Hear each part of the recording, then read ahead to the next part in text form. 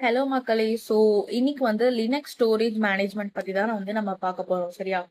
So அதுல first question என்ன அப்படின்னு பாத்தீங்கன்னா, ஸ்டோரேஜ் அப்படின்னா என்ன அப்படின்றதான். சரியா? இப்ப நீங்க உங்க போன்ல ஒரு போட்டோ சேவ் பண்றீங்க.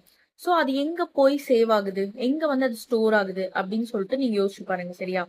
கரெக்ட். இப்ப வந்து அது ஒரு ஸ்டோரேஜ் டிவைஸ்ல தான் போய் ஸ்டோர் ஆகும். That is very basic. So இப்ப ஃபர்ஸ்ட் என்னன்னா, இப்ப நீங்க ஃபார் எக்ஸாம்பிளுக்கு நோட்ஸ்ல ஏதோ ஒன்று டைப் பண்ணிட்டு இருக்கீங்கன்னு வச்சுக்கோங்களேன்.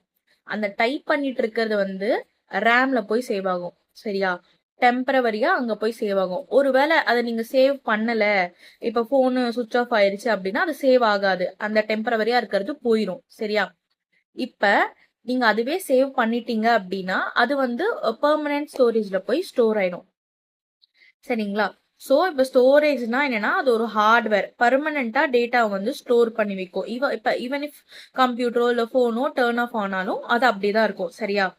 ஸோ இப்ப இப்ப நம்ம இப்ப வந்து அதை பர்மனண்டா வச்சுக்கும் அப்படின்னு நம்ம சொல்றோம். இப்ப ஸ்டோரேஜ் வந்துட்டு இப்ப நம்ம கம்ப்யூட்டருக்குள்ள அது எப்படி இருக்கும் அப்படின்னா, அது எதர் ஹெச்டிடியா இருக்கும் இல்லைன்னா எஸ்எஸ்டியா இருக்கும். சரியா? ஸோ இப்ப நம்ம பாக்குற டாபிக் அது அவ்வளோக்கா நெசசரி இல்லை. இன்கேஸ் உங்களுக்கு தெரிஞ்சுக்கணும்னா கமெண்ட் பண்ணுங்க, நான் உங்களுக்கு எக்ஸ்பிளைன் பண்றேன். சரியா? சோ இப்ப நம்மளுக்கு ஸ்டோரேஜ்னா என்ன அப்படின்னு ஒரு ஐடியா வந்துருச்சு. கரெக்டா?